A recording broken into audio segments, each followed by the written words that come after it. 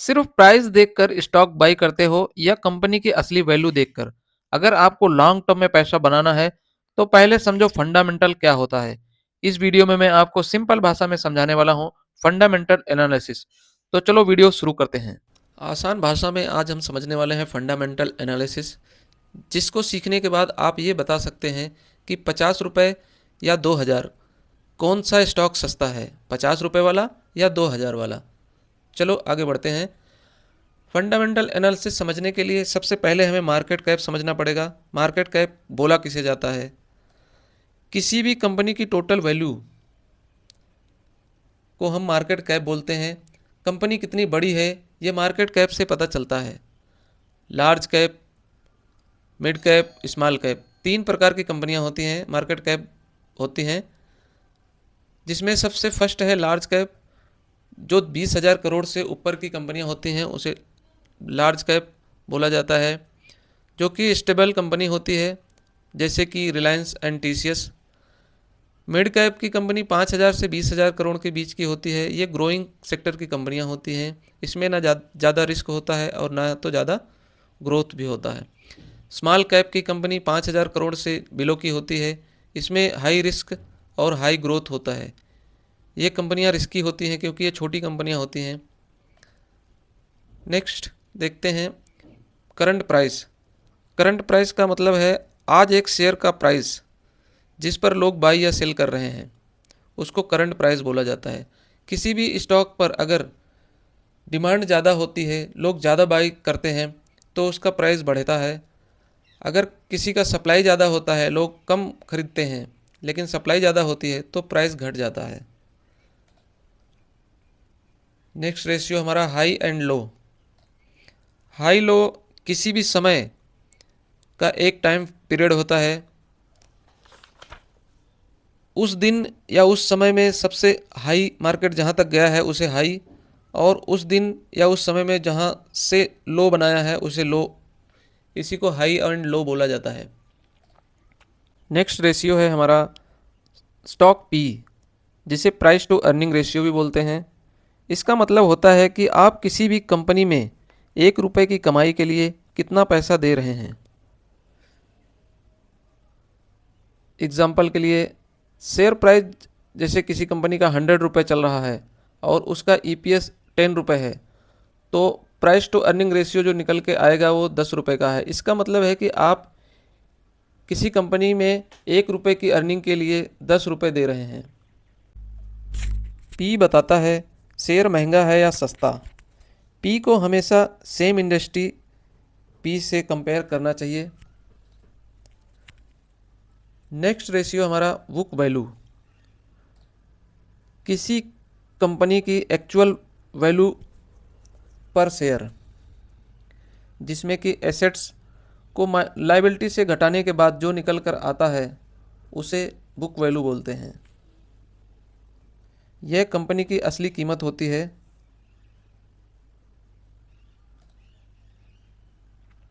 Next है dividend yield.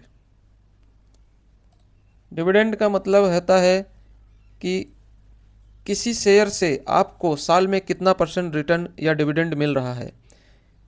अगर कोई कंपनी डिविडेंड्स अनाउंस करती है 5 रुपये पर शेयर और उसका शेयर प्राइस 100 रुपये है, तो परसेंटेज में वो 5% निकल कर आएगा। इसका मतलब है कि कंपनी अपने शेयर धारकों को 5% रिटर्न देना चाहती है डिविडेंड के तौर पर। यह एक एक्स्ट्रा इनकम होती है। लॉन्ग टर्म इन्वेस्टमेंट वालों के लिए बहुत सही होता है, क्योंकि वो स्टॉक से भी रिटर्न कमाते हैं और डिविडेंड से। नेक्स्ट रेशियो है ROC, return on capital employed.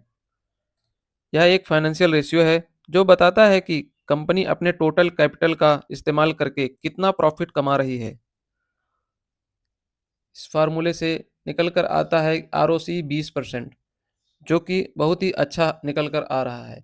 इसका मतलब है कि कंपनी 100 रुपये पर 20 रुपये कमा रही है। आरओसी को हमेशा सेम इंडस्ट्री के आरओसी से कंपेयर करना चाहिए। शॉर्ट में अगर हम बोलें तो कंपनी अपने पैसे से कितना प्रॉफिट कमा रही है, इसी को ROC, return on capital employed बोलते हैं। नेक्स्ट रेशियो है हमारा ROE, रिटर्न ऑन इक्विटी। अभी जैसे आपने देखा ROCE में हम देख पता करते थे कि कंपनी अपने कैपिटल पर कितना प्रॉफिट कमा रही है। उसी तरह से इसमें यह है कि कंपनी शेयर होल्डर के पैसे पर कितना प्रॉफिट कमा के दे रही है, उसी को ROE, रिटर्न ऑन इक्विटी बोला जाता है। जैसे कि आप देख रहे हैं ROE, नेट प्रॉफिट 10 है, शेयर होल्डर इक्विटी, यहाँ पे शेयर होल्डर इक्विटी देखते हैं 50 है, तो ROE निकल कर आएगा 20%। मतलब कंपनी शेयर होल्डर के पैसे पर 20% रिटर्न दे रही है, जो कि अच्छा है। नेक्स्ट रेशियो है हमारा फेस वैल्यू। फेस वैल्यू वो वैल्यू होती है जो शेयर सर्टिफिकेट पर लिखी जाती है, ना कि मार्केट में चल रहा प्राइस। एग्जाम्पल से समझते हैं, अगर किसी कंपनी का फेस वैल्यू 10 है लेकिन मार्केट प्राइस उसका चल रहा है 150, तो बेसिक वैल्यू सिर्फ 10 ही है। 150 तो वो प्राइस है जिस पर लोग बाई सेल कर रहे हैं। तो इससे ये पता चलता है, अगर किसी भी शेयर का करंट प्राइस अपने फेस वैल्यू से बहुत ज़्यादा है तो वो ओवर वैल्यूड है, उसमें रिस्क हो सकता है। अभी नेक्स्ट रेशियो देखते हैं, डेब्ट टू इक्विटी।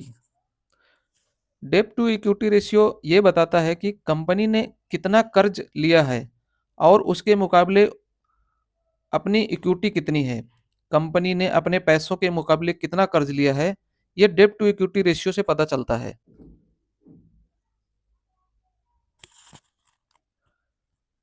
डेब्ट टू इक्विटी निकालने के लिए फार्मूला इस प्रकार है, टोटल डेब्ट, कंपनी के ऊपर टोटल डेब्ट कितना है, divide by share holders equity.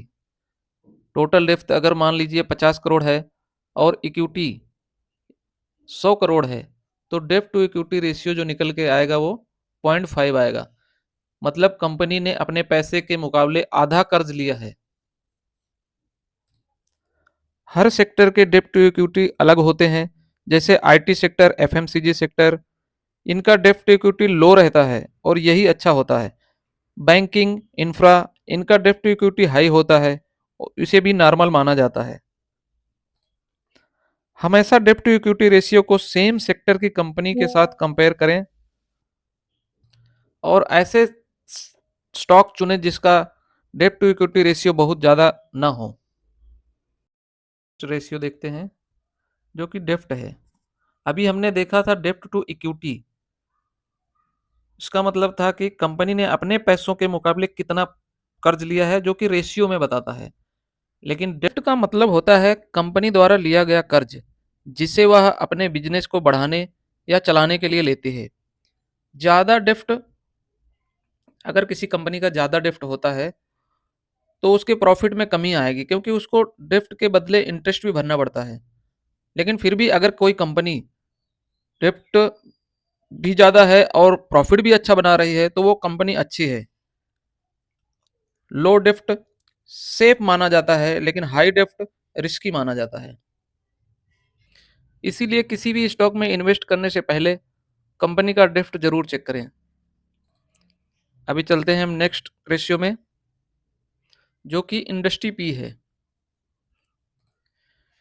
किसी एक सेक्टर में जितनी भी कंपनी होती है, उन्हीं के कंपनियों के पी का एवरेज से बनता है इंडस्ट्री पी।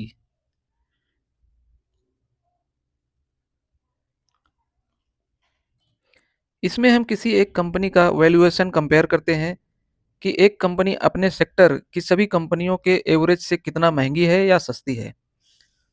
इसी में हम देखते हैं, अगर कंपनी का पी, स्टॉक पी अपने इंडस्ट्री पी से कम है तो वो शेयर सस्ता है, अंडर वैल्यूड है।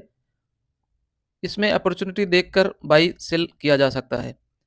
अगर किसी कंपनी का पी, स्टॉक पी इंडस्ट्री के पी से ज़्यादा है तो वो महंगा है, ओवर वैल्यूड है। तो देखते हैं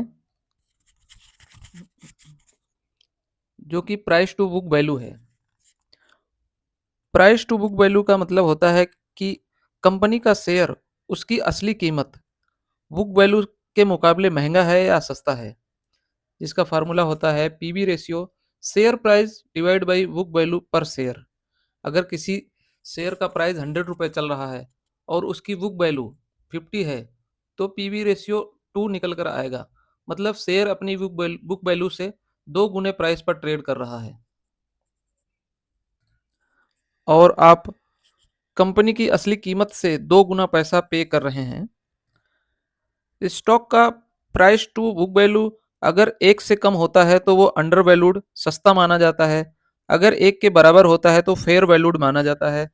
अगर 1 से ज़्यादा होता है तो वो महंगा ओवर वैल्यूड माना जाता है। नेक्स्ट रेशियो में चलते हैं,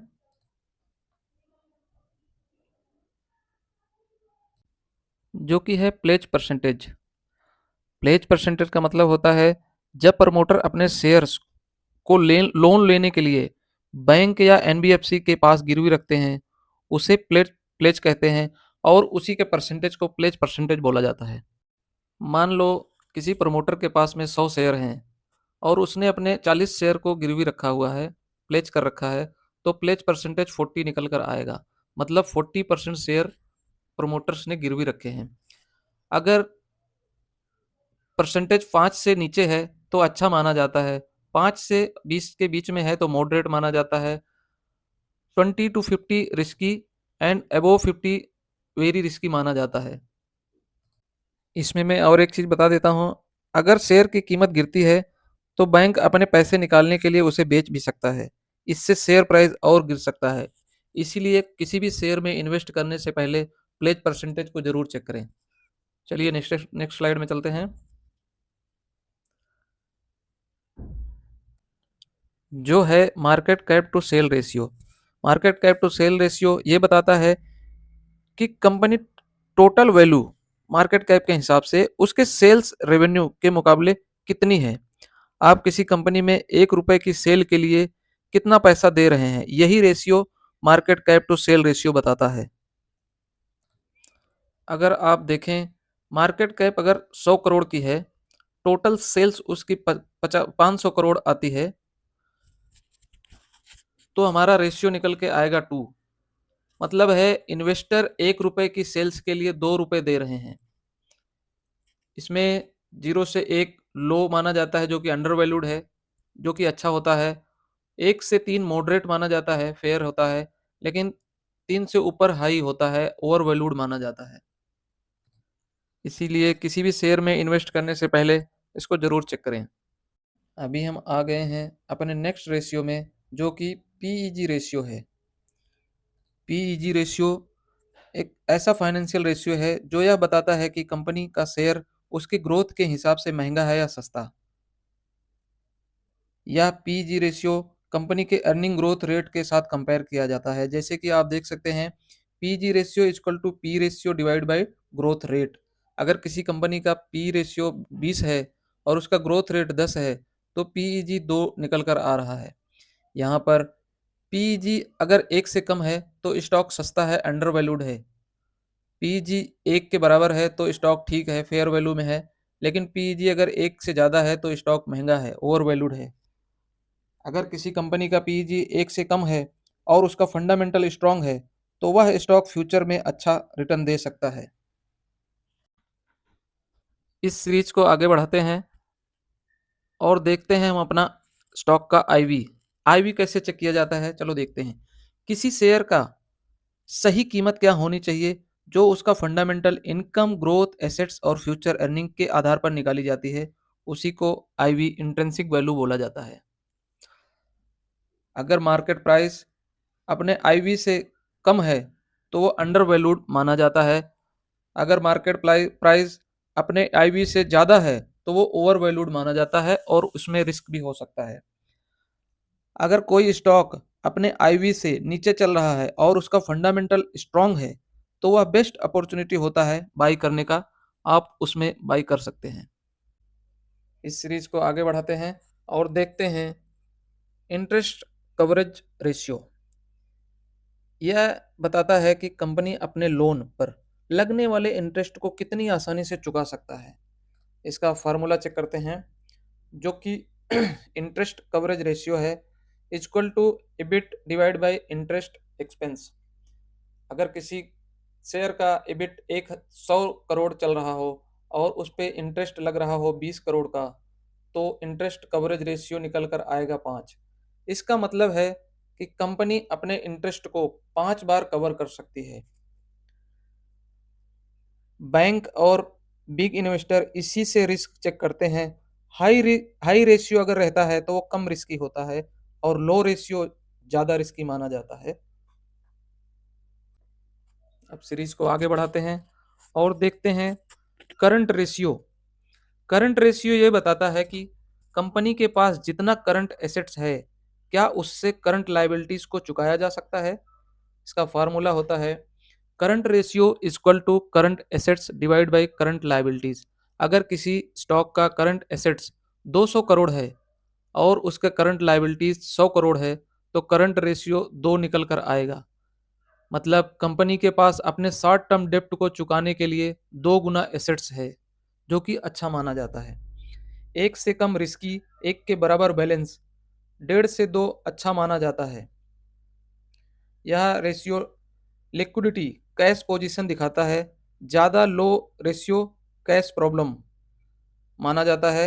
बहुत ज़्यादा हाई रेशियो भी अच्छा नहीं माना जाता, क्योंकि किसी के पास अगर ज़्यादा कैश रखा है तो उस पैसे का वो सही उपयोग नहीं कर पा रहा है, ऐसा माना जाता है। करंट रेशियो के बाद अब नेक्स्ट रेशियो में चलते हैं, जो कि है EPS, earning per share. Earning per share हमें यह बताता है कि कंपनी हर शेयर पर कितना प्रॉफिट कमा रही है। इसका फार्मूला चेक करते हैं। EPS equal to net profit divide by total number of share. अगर किसी शेयर का नेट प्रॉफिट 100 करोड़ है और उसके टोटल शेयर हैं 10 करोड़, तो ईपीएस 10 निकल कर आता है। मतलब कंपनी हर शेयर पर 10 रुपए कमा रही है। हाई ईपीएस ज़्यादा प्रॉफिट, लो ईपीएस कम प्रॉफिट माना जाता है। ईपीएस जितना लगातार बढ़ता है कंपनी उतनी स्ट्रांग मानी जाती है।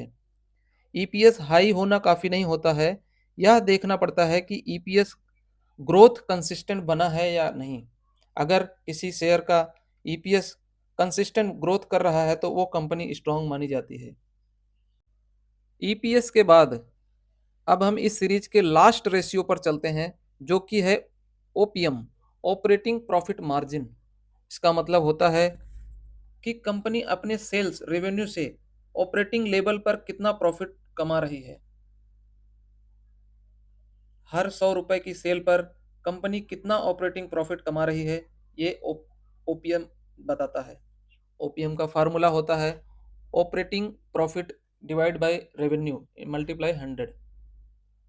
रेवेन्यू अगर 100 करोड़ है और ऑपरेटिंग प्रॉफिट 20 करोड़ है तो ओपीएम 20% निकल कर आएगा। मतलब कंपनी हर 100 रुपए की सेल पर 20 रुपए प्रॉफिट कमा रही है। किसी स्टॉक का ओपीएम अगर हाई है तो ये माना जाता है कि कंपनी अच्छा प्रॉफिट बना रही है। अगर लो ओपीएम है तो उस कंपनी का खर्चा ज़्यादा, प्रॉफिट कम है। इसमें इंटरेस्ट और टैक्स शामिल नहीं होते और इसे सेम इंडस्ट्री के साथ कंपेयर करना पड़ता है। तो दोस्तों, आज आपने सीखा कि स्टॉक मार्केट के इम्पोर्टेंट रेशियो क्या होते हैं और इन्हें कैसे यूज किया जाता है। अगर आपको ये वीडियो हेल्पफुल लगी हो तो लाइक करें और सब्सक्राइब करें। मिलते हैं अगले वीडियो में।